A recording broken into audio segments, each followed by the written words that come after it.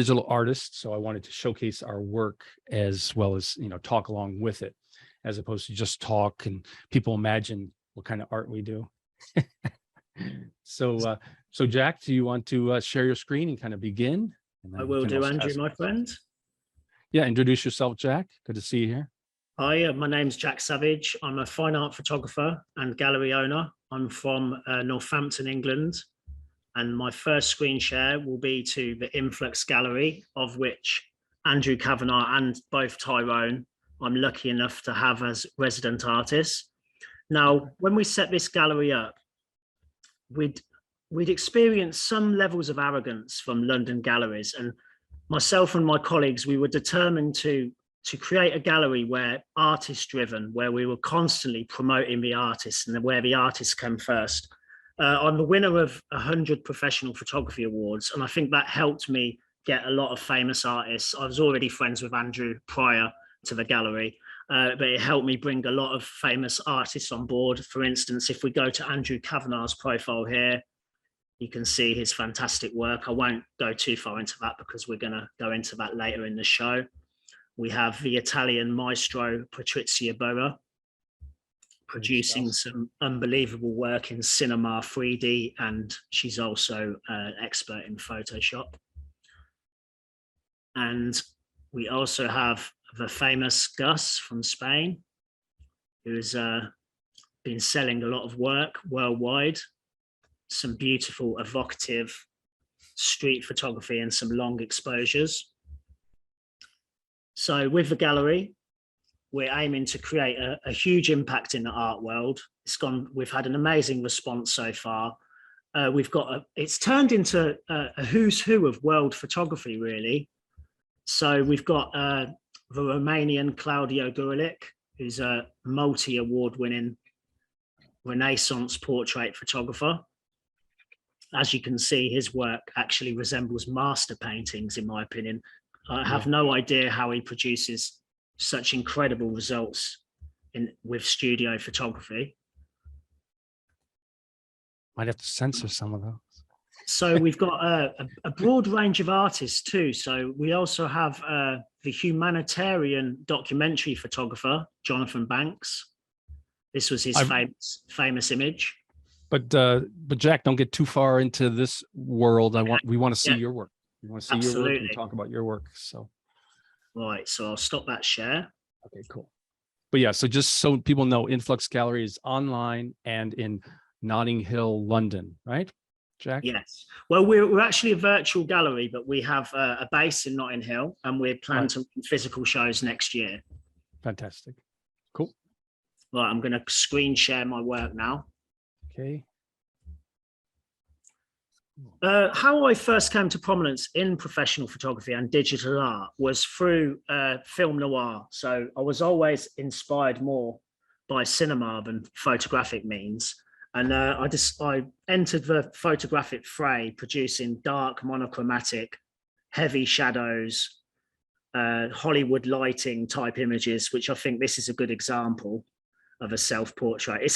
This one's actually when I dyed my beard dark, so I look at it and I think I look a bit ridiculous, but I guess it goes with the whole film noir kind of image. Oh, blends with the background nicely too. Yeah. So this was the directors, the ones like Hitchcock and Billy Wilder and Preminger, and so the influences were markedly more cinematic than photographic. Great. This is another studio photography type example of this type of photography. So menacing criminological subplots, ambiguous. I want the viewer to kind of dissect the storylines within their head. Nothing is real, yet everything is imaginary within these storylines. There's also and a nice self-portrait too. Nice self-portrait. It's really cool, yeah. Thank you. Introspective. Yeah, makes the viewer think and ask a lot of discerning questions. Right. And then as an artist, I really struggle to stay in one place. I like variation. And so as I mentioned to Claire earlier in my chat with Jaden, 1 minute I'm producing photographic film noir, and then the next I'm jumping to street art with throwing paints around on a canvas. And then the next I'll be producing Renaissance portraiture. This piece here, initially in my photography career, I was an urbex photographer. I don't know what you guys, do you know what an urbex photographer is? Kind of like urban environment, right? It's actually the exploration of abandoned buildings. Oh, so yeah. Me and my photographic chums, we'd travel up and down the UK, going to abandoned churches and abandoned buildings. Cool. Really, looking back, it was a hell of a lot of fun going to all these things. God knows what damage I did to my lungs in some of the decrepit buildings and asbestos, and I'll probably pay the cost of it later in life. But this was a picture from an abandoned corridor, which I combined with a model from my studio, and I tried to give it a distinct kind of street art type look with paints and mixed media, embellished it with mixed media influences. Great. We go to the next. So again, with the street art type of aesthetic, this one more abstract, and more of an abstract image with textures and grungy textures. I think this was a rusty fence that I combined with some paint and some photographs of silhouettes. Yeah, I was just about to say, do you also add paint itself? So besides the textures and say Photoshop, do you do some painting? Yes, we do some mixed media pieces. I'm not a painter, so I have to say it's with mixed results. Sure. But I do enjoy it either digitally or when we actually print on canvas. I'm currently doing a mixed media collaboration with a painter, Sarah Sebastian. Tyrone knows her from Northampton. She's quite a famous painter, and we're having a lot of fun with that. Great. This one, for some reason, reminds me of LA. I don't know why, Andrew. A kind of riot in LA, a riotous time in LA. But this is another piece where combine simple, minimal, simple, yet complex in its storytelling, painterly orientated with I have a love of silhouettes. I've always loved silhouette photography right from the very beginning. Well, let's say this is more digital art than photography. So producing digital art encompasses many different softwares, many different elements strewn together. It looks like a film cover, 100%. Thank you. I don't know about the Los Angeles reference. You just get these weird images in your head. Cool. If we go, and Very this cool. one, this is another mixed media piece inspired by traditional painting entitled Jupiter. So I actually downloaded the tones, Jupiter interplanetary tones, and I interwove it with, again, silhouettes and some astrophotography taken in Cornwall. So yeah, quite a lot of different styles go into creating this art. Right. So I'd say that Very cool. your influences for sure are like fine art, painting, film, and then you also had a stint in the past, or a focus on music as well, right, Jack? Yes, well, I was never trained in conventional or traditional art. Like, I didn't go to St. Martin's, or I didn't do a degree in photography, but I always took note of the famous photographer, Sebastian Salgado. He stated that a photographer should come at the world using different educational, different types of education, for instance, criminology, humanities, politics. And I think that's helped with my work, because I did a master's in American history and film from Nottingham University. And I think it helped me that I was educated in a so I'm coming at my art from a very different perspective from most photographers. And to be honest, I've gone to a lot of art galleries over the last 3 years, and that has definitely inspired me regarding the street art and this more painterly approach, which has come from just seeing stunning artworks in galleries. As you know, Andrew, when you see amazing artwork, it inspires you. Absolutely. And so, you know, bottom line, why would you say you do create digital art? What compels you to? I'd say the feeling I get from creating a piece, I don't know whether it's the same with you and Tyrone, but it's just such an amazing, euphoric, natural high, especially, and it actually doesn't matter whether you've been producing a piece for 1 hour or 10 hours. When you're happy with that work, it actually doesn't matter what other people think about it either. When you're happy with a piece, it creates just euphoria and elation. I absolutely love it. Excellent. Agreed. Fantastic. Real natural high. Cool. That's Yeah, great work, move on Jack. Thank you, Andrew. I appreciate it coming from an artist of your ilk. So, And Tyrone, any always been a fan of questions? your work too, mate. Right. And any questions from, good to see here, John and Stephen Burns and Andrea. Good to see you all here. Hey. John's pointing God. here, there, everywhere. Hey guys. Thank you for joining us. Any questions from the viewers, the attendees? If not, we'll jump. Not a question. I just think it's amazing. I love the colors and the pop. So Nice. Good to see you here, Andrea. I really appreciate that. Thank you. So Tyrone, do you want to do your screen sharing and jump into let people know about you? Yeah, cool. Right, where do I start? Okay, cool. So yeah, like Jack, I'm from Northampton as well. My core work is photography, but very sort of like mundane, everyday surroundings photography.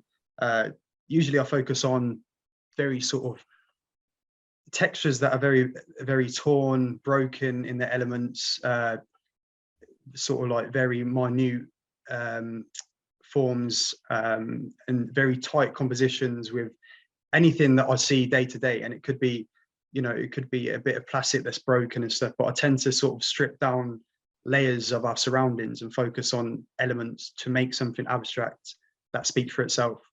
But the work comes showing here. This is my transition into digital art, how I've used like the digital output to sort of merge photographs together in sort of like a glitchy, raw way, because I think the core of my work is quite raw in terms of the subject matter. So I want to try and keep the editing matter very, very sort of raw in its own essence, just to tie into what I do and what I've been doing the past few years, or past 10 years, sorry.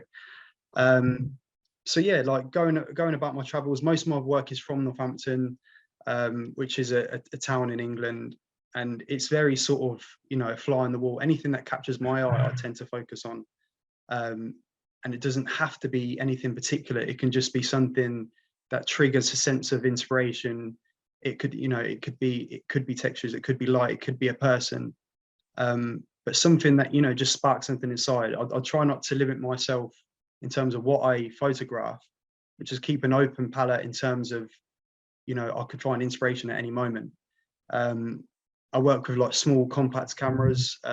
It's just so easy to keep on with me, and this almost like goes in the sort of way of keeping things as like a visual diary.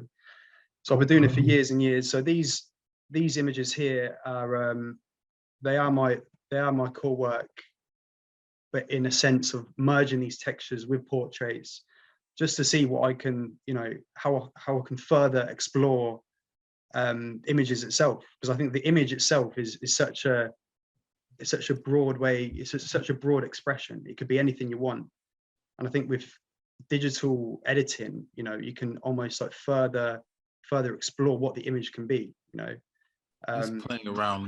You're playing around with abstraction and dimensionality. Dimensionality 100%, because you've got all these different layers, and some of the textures almost clash sometimes. So it's almost like I tend to think that I'm focusing on the glitches in the environment, but now going into this digital space, I'm trying to create a glitch almost. So it's that emotional clash is actually the subject. Yes, yeah, I would say so. Very nice. Cheers, man. But then, you know, I think with the digital editing and stuff, it's like, you know, where do you stop within this realm? You know, you are like the ultimate creator in a sense. You're creating the image. It's such a delicate thing, and I think the hardest part of being an artist is when do you say stop? Like, how close do you get to subject? When have I stopped making something that feels right? And I think it's all down to a type of you know, a creative intuition, when it just says, you know, that's it. You know, I've made something that matches up with my mindset or my mind space, that brings me up a little bit. This, you know, Nice. Good. but yeah, it's Don't jump too fast. sorry guys. I think it's yeah, the PDF sometimes sets itself to the slideshow and does an auto advance, right? Yeah. Who are you? Who are your influences?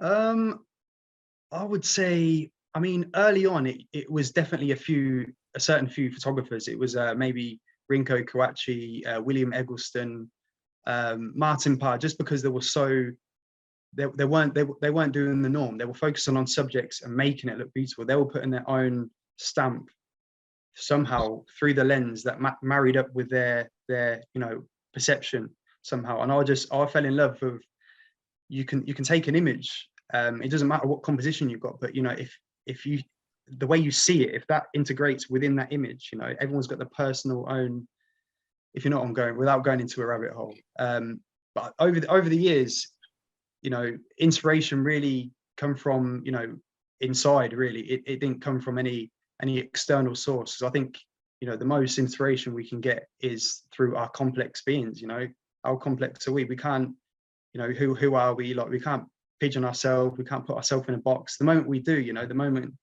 something's lost in finding inspiration, you have to keep open. So for me, it's, you know, thoughts and feelings, day to day, you know, life experiences and stuff.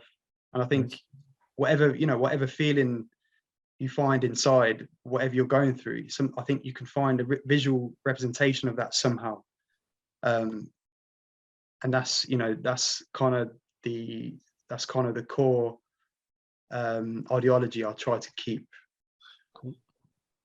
I see your work as a figurehead of a new wave of experimental photography and constantly pushing boundaries, Tyrone. And that's what I've always loved ever since I first saw your work. And it's experimental, and it's constantly pushing the boundaries of photographic acceptability and experimentation. It's just fascinating to me. Just what you come up with next. I know you've played around with conventional photography, abstract, and even 3D rendering, and it's just magic. You seem to do it time and time again. Cheers, man. I mean, I feel the same about your work, because I think you're using so many different layers of, like, you know, photography, but you've got a bit of painting in there as well, and you would layering up all these different types of artwork. I feel exactly the same way about you. So Bless you, Tyrone. Props, man. I can't wait for our collaboration. Oh man, hit me up after this. Email me, man. And I was going to say, the one thing that I really like about your work is, so you'll have a defined, you know, person or an object that's real, but then you'll have a texture that takes you into another world, and you're going back and forth. So I feel like I'm going back into like this other realm, and then back into reality, back and forth, and it's quite pleasant, quite a nice trip you take me through. Oh, thanks, man. I mean, even with your work, Andrew, I think it's the most far I've sort of saw, like, how far a sort of like a digital expression can go. Like, it takes you on such a journey, the depth, you know, obviously that reflects the person you are. But the amount of depth in your work is, you know, inspiring. So yeah, take the compliment back, man. Wow. But yeah, it's, you know, sometimes for years it was strictly textures and objects. I kind of strayed away from people, but I find, you know, merging it with portraits, you can get a whole other umbrella of emotions and feelings, you know, that you can't from solely textures. Even though, like, you know, textures and forms and shape and composition is my thing, I'm trying to merge that onto, you know, the person, and reflect it on types of emotion within that person. But yeah, for me, it is about dimensions, like the texture dimensions. Where's it taking you? And then But when all these different layers marry up, what does that represent? What does that feeling show? I like to think, you know, even though you've got all these layers, there is that one piece, there is that one perspective that all these elements create, almost like chemistry or something, you know. Yeah. Nice. Yeah, the same. This is a self-portrait through like a I think it was like a stuck on mirror, so you got these different textures, and then the yellow on top with the blue, it was actually it was a puddle. In the reflection it was like a yellow building, but you can see the blue sky. So it's just a play on reflections, but it almost like blurs into, you know, the mirror that I can see as well. And you can see, like, you know, my eyes right in the middle a little bit. But just, you know, just having fun. I mean, digital art is fun in a sense because, you know, you have all these different tools to create what you want. It is, you know, it's total freedom. I think every great medium of expression should be freedom. You know, I can be here, I can be who I want, I can express what I want, I can, you know, vent what I want. And I think, you know, digital art is the ultimate tool for that. Great medium. Yeah. Very well expressed too. I like that. I like that ethos. Cheers. Tyrone, Jeff has a question. Says, how do you decide what will be your central color for a piece? It usually goes into what image I don't think you're drawn to at the mind. It looks like you don't even really choose a color. It's like, it looks like from looking at your work, you're allowing the color to choose you. Yeah, cool. I mean, that's a good point. It's a good point because I'm not trying to choose a color. I'll have like a body of images, and whatever one I feel connected to, you know, almost like a intuitive play, you know, how I'm feeling, I'm drawn to certain colors. Maybe it's a subconscious thing, but I'll choose that image just based on, you know, that's what I'm feeling today. That's the path I want to go down today. It's like you're not trying to control it. You're allowing your emotions just to guide the process. That's it. Yeah, that's it. That's it. 100%, man. 100%. Even as the man of many words. Andrea. Hey, what'd you say, Andrea? Steven is the man of many words. It's good, man. It's good. He gets it. John says horizons broadened.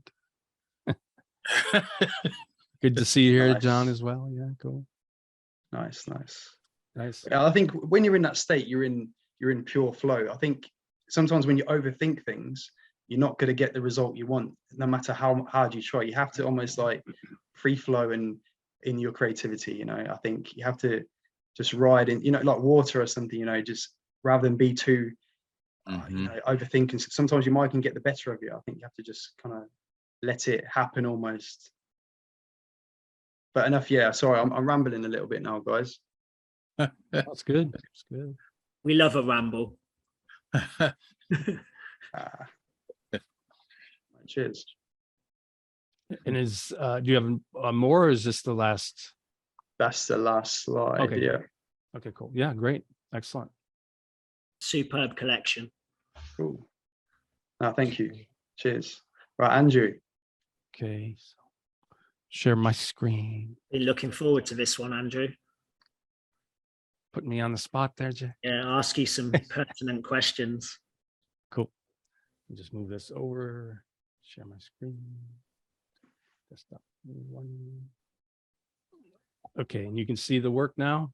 It's flashing. There we go. You can see it with the black background. Yeah, perfect. Cool. Yeah, so for me, I went to art college, and not to date myself, but back in the 80s. So back in the 80s, I went to art college, and I studied painting and painting, drawing, sculpture, and printmaking was the thing that I really kind of fell in love with the most.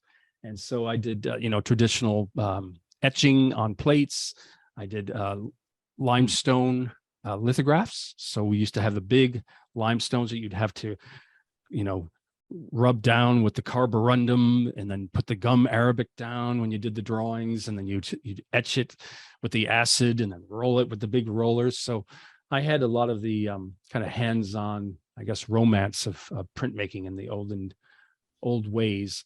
They did move lithograph into like the plate type of lithography, but yeah. So I came from that world of fine arts, and then in the 90s, I was getting work in galleries in Manhattan and New York, and working for artists.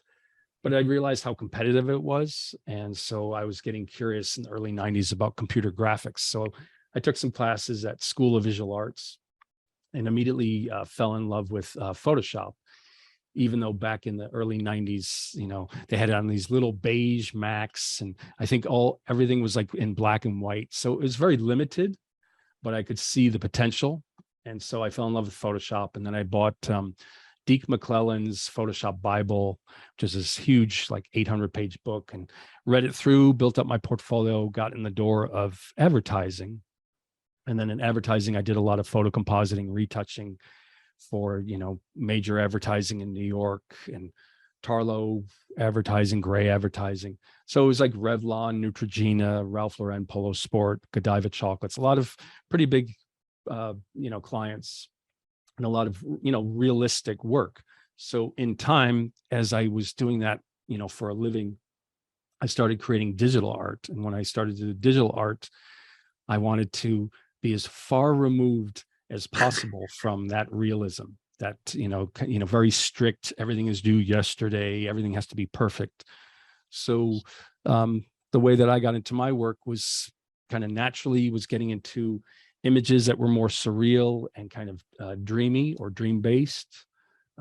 So, here's one image where it's like he's kind of, I think it's even called walking through a dream. So he's on a certain kind of realm, and he's walking into like another realm altogether. So let's go to next one. There we go. And then the same type of idea where it's just juxtaposition of, a certain space, but then I like to bring in other worlds. So I like to bring in, like, say, water or clouds, and mesh it in like a landscape or an alleyway like this or something. And then I had this image in my mind of a woman kind of dreaming this whole thing. So I introduced her and let, that kind of double exposure effect come through. But I wanted to offset it. So I offset it with a different color. And just technically, when it comes to color, I'm a big fan of the Infinite Color panel by Pratik Nek, the retoucher. And it's a nice way that you have kind of a panel that you can just kind of cycle through very easily different settings of like duotone kind of color combinations. At the same time, of course, you can also create a composite layer and go to Adobe Camera Raw, where you go down to the color grading section and you can choose your highlights, midtones, and darks, which I tend to do if I don't find a color combination that I like through Infinite Color. So yeah. That's known as a move, isn't it, Andrew? Known as a what? The move, where you create right. that composite layer, and then you can take it to Camera Raw. Yep, setting the mood.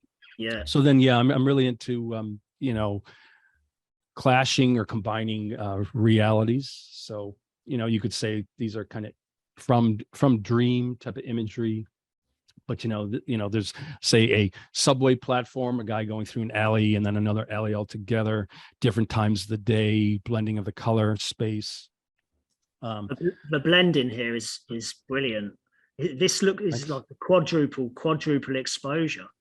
It looks well cool, yeah. It's the colors as well. Those purple tones, man, like clashing with the other colors. Just dreamlike. It is a bit sort of dream spacey like your work, and it's very psychedelic. Yeah, I think it's an interesting use of two different perspectives in one scene. Yeah, kind of like bringing you, using the guidelines of the kind of subway perspective, taking you down to like the alleyway, and then I like playing with the idea of, back in time when I was going to art college, you also had to take art history classes, and the one thing that I I learned kind of early on. The one thing I really loved about like a good photograph or a good artist is that they take you through the whole image. So your eye moves. And so I like to use like color where I'll have the kind of purple of the subway platform bouncing off a little bit on the bottom right of the alleyway wall. So it kind of interconnects in that way. So using color to kind of interconnect or make your eye move through the composition.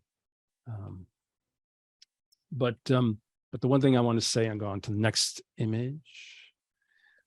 So the one thing that I want to say though is, people will say your work has oops. So it's doing that automatic slideshow. So I'm going back one. Okay, cool. So some people say like, so your work is, dreamlike or whatever. And there are times when it is directly taken from a dream. But a lot of times my influence is from a feeling from like music. So a lot of my work is influenced by music. I always felt that I could never be a musician. I loved music so much that I could almost never be a musician. And I even tried to do like piano lessons when I was young and played that little pad that you use for drumming. I was like, I hated that. I was like, can I just hit a drum set, So I never had the patience to get into music, even though I loved music. But I loved a lot of, ambient music and electronic music. And it kind of really takes me into the same space I want to be when I'm creating, which is, that zone that Tyrone was talking about as well.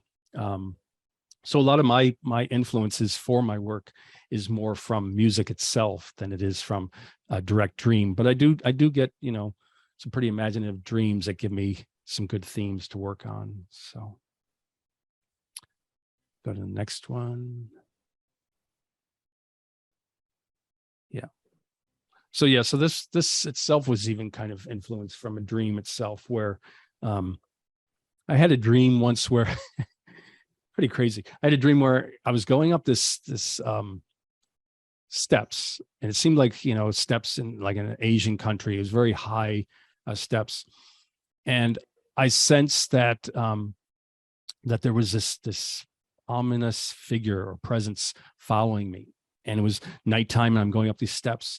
And then as I'm going up these steps, I thought this figure was going to get me from behind, and then it appeared right in front of me. And I loved like the idea that in dreams, they say that it obviously comes from your experiences during the day and your life experiences. But I love that anything can happen like right out of the blue. Like, from left field just comes this like crazy scenario. And so with my work, I like the idea that like, here's this guy, it looks like he's taking like an escalator up, but then it's mingled with like a walkway. And then there's hands reaching up and a juxtaposition of a cityscape or urban scape in the back. It's like I can make this happen with my work, just the same way that my dreams can be overlapping with unpredictable or unrealistic new worlds that they kind of play on your inner screen. So, yeah. I think I saw Maxim jump in for a second. I know he's busy, but it's good to see that he popped in for a second. And so, yes, here, oops, I hate this auto advance. So I'm going back.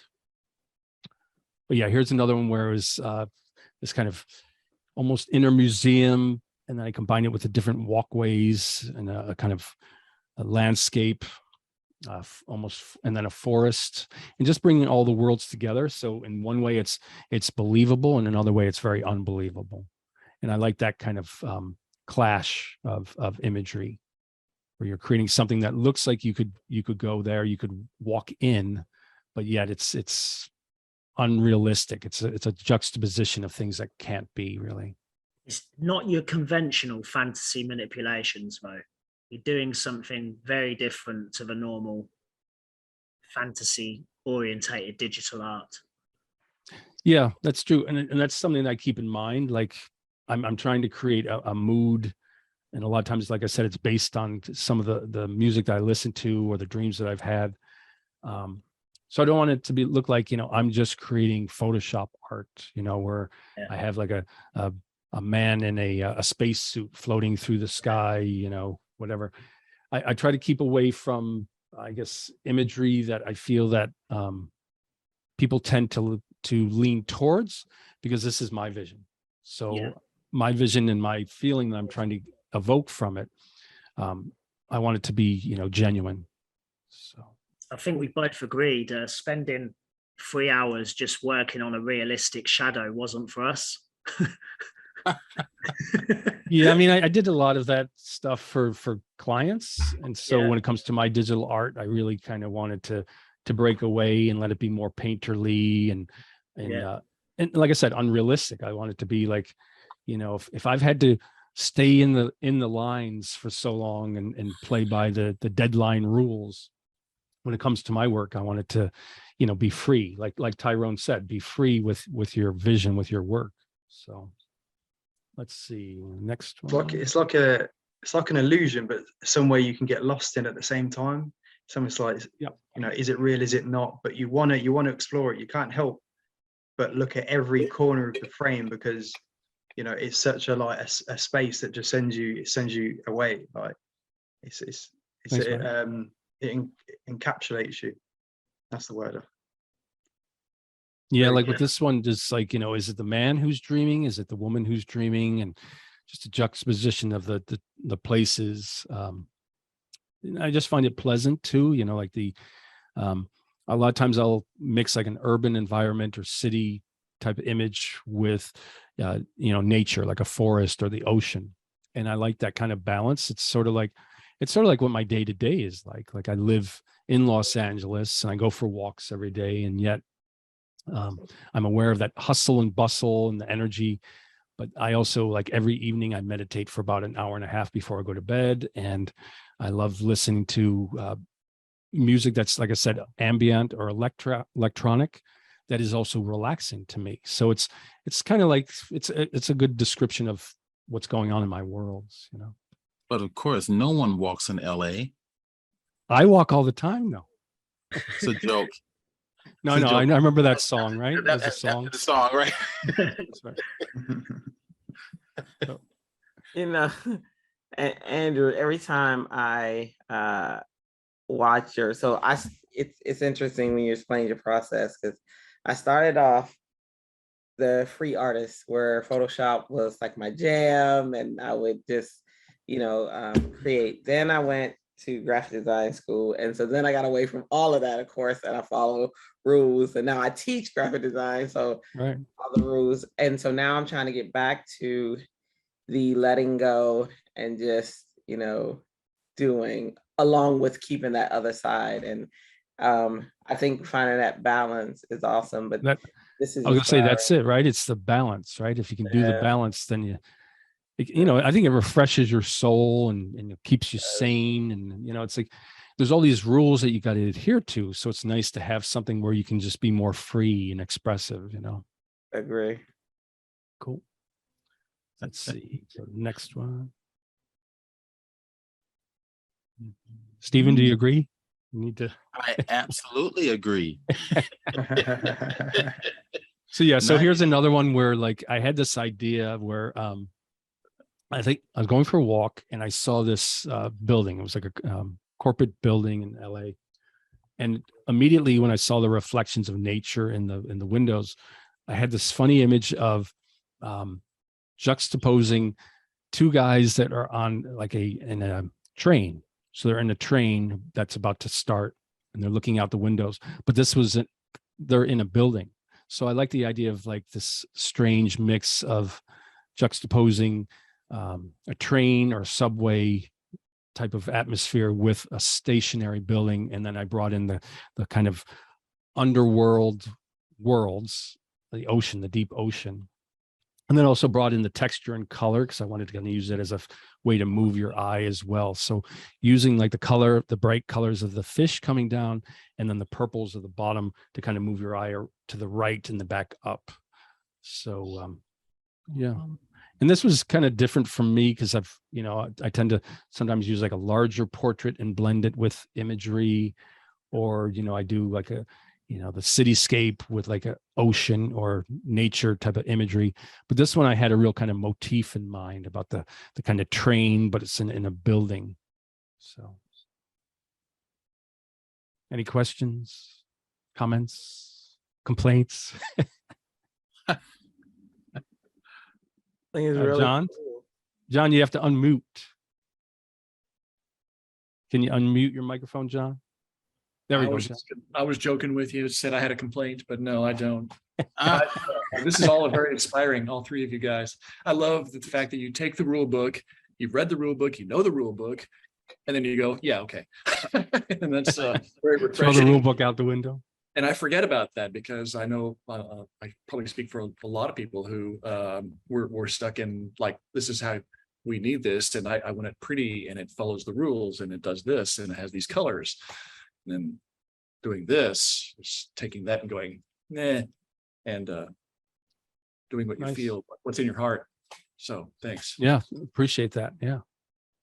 We should have Andrew, since you are the master of the collabs. We should have a collaboration where we all just create and then we share it at the end. Like, Yeah, I this love is- that idea. I think the surrealists used to do a thing where they would take like a piece of paper and they'd rip it in like 5 sections or something, and they combined it so that one artist would do something and the other artist would not see it, and then they would do another section, the other artist knew, and then together it would combine one piece when you like pulled back the pages or something. So I like the idea of like, one person starts off creating something and then they give it off to, like Steven or Jack or you, and then you add your element and you give it back to, Tyrone or John, and just keep it Cool going. idea. It's a and cool that's idea. and I think that's been done before. I remember one of the first Sure. books that I've ever worked on was called Photoshop Tennis, and it was Oh, a yeah. book on. Remember that? You should. You I guys remember probably that name, remember yeah. that. Yeah, I was the what was I? I was the tech editor on that book, and and it was basically give a bunch of artists a bunch of different images, and it just show a process of what it became as each one got hold of it. That's interesting. I Really, did Yeah, I love with that. my students. Yeah, I love that idea. My only concern is like with the technology is like, if you don't have time constraints, then it's great.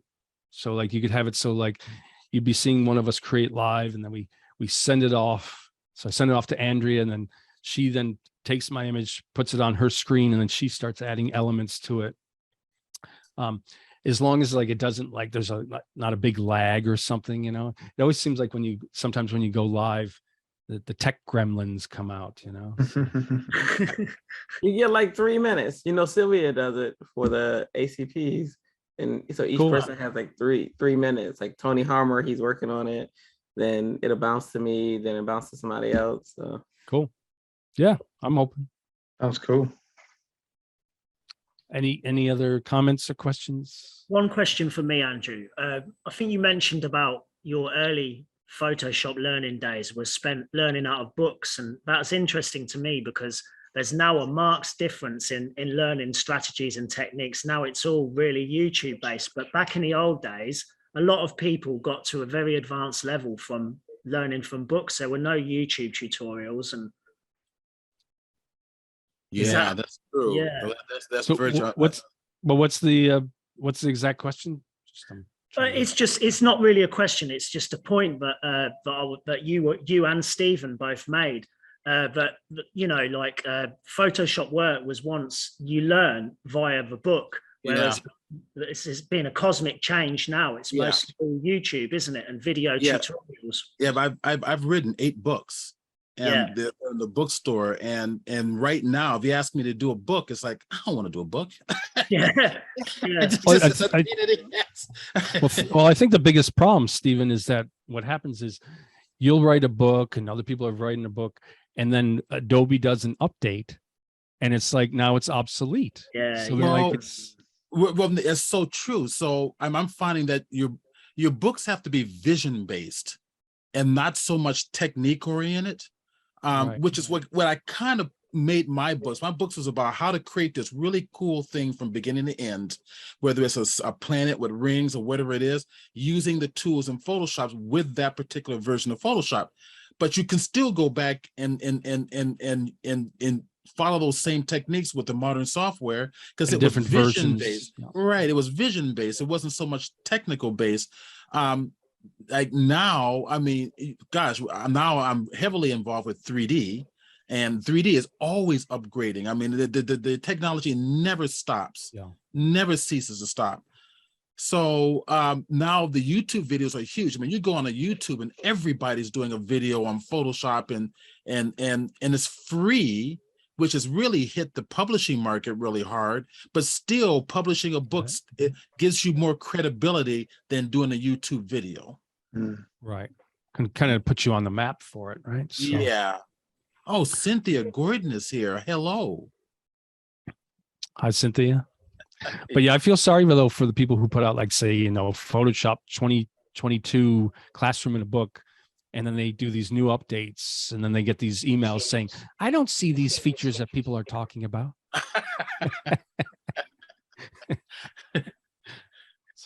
Hate mail. They get hate mail.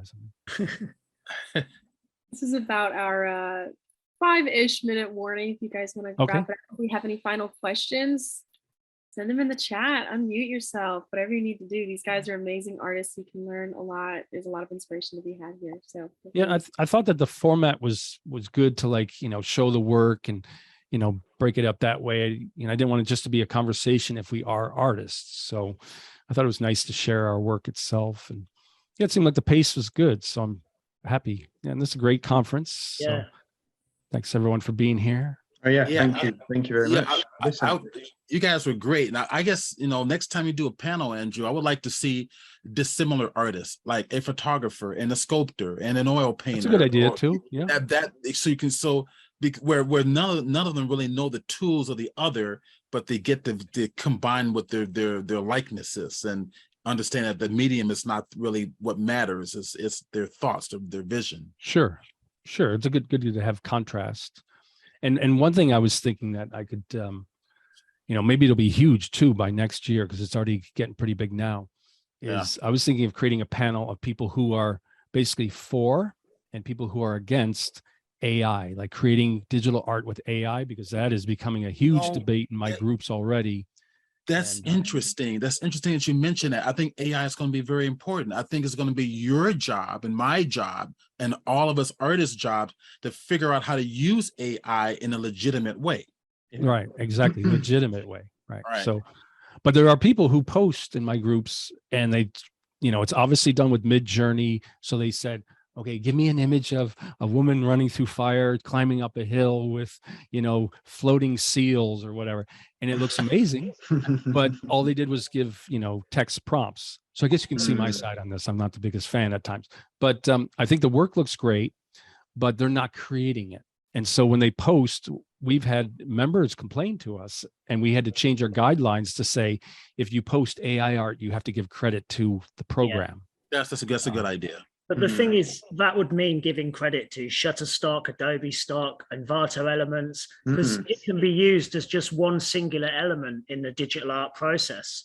True. So, you know, you could still produce a piece and use Mid-Journey, and it still go on for 6 to 10 hours, and it could be far removed from the original Mid-Journey piece that's been created. But you know what's going to be interesting is the lawsuits and the copyright stuff. That's going to be big, because already someone posted in one of the AI groups I follow an announcement. I think it was from Mid-Journey that said, do be aware that if you use our software or app or whatever they call it, and you try to sell it as an NFT, you owe Mid-Journey money, you know, and they said like either 10,000 or a certain percentage of the sale. Like, you can't just like create and like, hey, I'm free, here's my NFT, you know? Oh my God. That's the difference with Shutterstock or these stock sites. You know, it's license free, so you can take elements from those images and create your own art. But that's also different too, though, Jack, because like I use stock imagery and I use my own photography, and I'm blending, and it's you know, it's a painterly thing. Heavily, manipulating. But like with Mid-Journey, you could like create the whole thing on just your text prompts. So I guess they feel like the bots are doing enough of the work that if you try to sell it as an NFT, they want their share, you know. So, which is understandable, you know, I agree. So I thought that the market had crashed for NFTs. I thought that there was a huge downslide in the I might Yeah. be wrong. I'm no Mm. crypto guy, but But I think there's people who work it well, you know, as long as the one thing I would say about NFTs is everybody here who creates should be selling NFTs, but do get educated. I have a lot of friends who do sell NFTs and make good money, but they're very aware of like who to trust, who not to trust. Get really educated, because you don't want to like become part of some type of online NFT gallery that kind of, you know, scams you. So Seems like there's a lot of different NFT circles. You have to be in the right one for your type of work. yeah, like Same as Twitter is a big yeah. one where like you kind of go to these social audio rooms, and then you can learn a lot and then find out who to trust, who to reach out to. But I'd like to do some more like live events about NFTs too. So The AI one's really interesting though, seeing where that can go. Because it's a whole other realm, isn't it, of work? It's almost like a new medium in a sense, isn't it? AI art. I don't know. yeah, even in 1 year, I think it's gonna be quite insane how different it is. But I did post an Adobe article where it was, I think, was it Shantanu is like the CEO? Stephen, Andrea. I forget. I'm sorry. But he was saying that that Adobe themselves are trying to be aware of and aggressively acknowledge when something is AI and not, and they're concerned about like deep fake technology too. So, Right. you know, if there's someone that creates a deep fake of a political character, and that political character is represented in a very terrible way during an election year, then there's a lot of repercussions to that. So that's one thing that they're very aware of, is that, you know, it's bigger than just like having fun. It's like ruining someone's career, reputation, and political advancement. So, Deep fake audio is a thing too. yeah.